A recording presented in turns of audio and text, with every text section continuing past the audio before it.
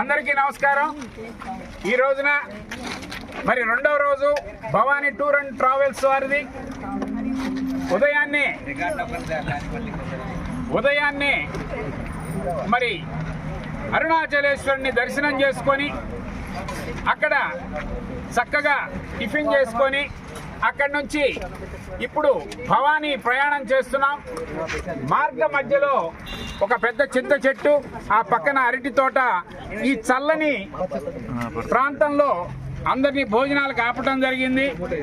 మరి మన ఆంధ్ర వారి ఆనవాయితీ ప్రకారం చింత చెట్టు చూడంగానే మన ఆడపడుచులంతా ఒక దులుపు దులిపారు. ఆ చెట్టుని చూసేవారికి ఏంటంటే ఇటు గుండా పోతుంటే ఈ చెట్టు ఖాళీగా ఉంటే ఆంధ్ర వాళ్ళ బస్సు ఇటు పోయిందని వాళ్ళు తేలిగ్గా తెలుసుకుంటారు. అయితే వాళ్ళందరినీ రిక్వెస్ట్ చేయడం జరిగింది, అరటి గెలలు కొయ్యొద్దని చెప్పేసి.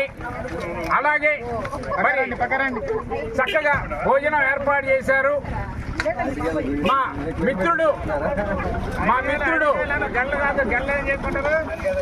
గెలల కూరలో ఉంటుంది, మా మిత్రుడు చుక్క నాగేంద్ర కుమార్ ఎలియాస్ బుజ్జి, మా మిత్రుడు. అతను అనివార్య కారణాల వల్ల రాలేకపోయాడు. అతను ఈ జరుగుతున్నటువంటి కార్యక్రమం చూస్తే చాలా సంతోషిస్తాడు.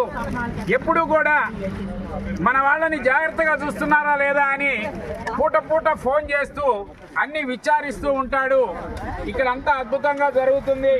టీమ్ మేనేజరు మరి రామారావు గారు ఉన్నారు ఇక్కడ, అలానే జూనియర్ రామారావు ఉన్నారు, అంటే సీనియర్ ఎన్టీఆర్ జూనియర్ ఎన్టీఆర్ ఇద్దరు మనతోనే ఉంటున్నారు. కాబట్టి ఇది వీళ్ళు ఏది చేసినప్పటికీ కూడా సూపర్ హిట్ అని చెప్పేసి అందరూ ప్రశంసిస్తున్నారు.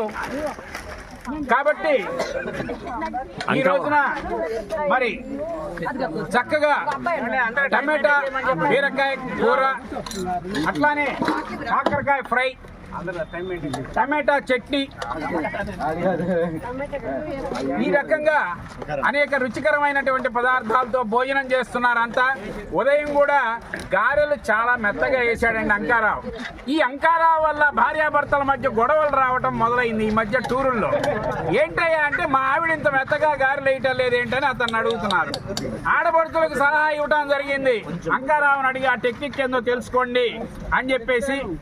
కాబట్టి ప్రతి రోజు కూడా ఇదే విధమైనటువంటి ఆనందంతో ఈ 9 రోజులు యాత్ర కొనసాగుతుందని తెలియజేస్తూ ఇప్పుడు భవానీ దర్శించి రాత్రికి పళనిలో స్టే కావటం జరుగుతుంది. Thank you everyone. జై భారత్.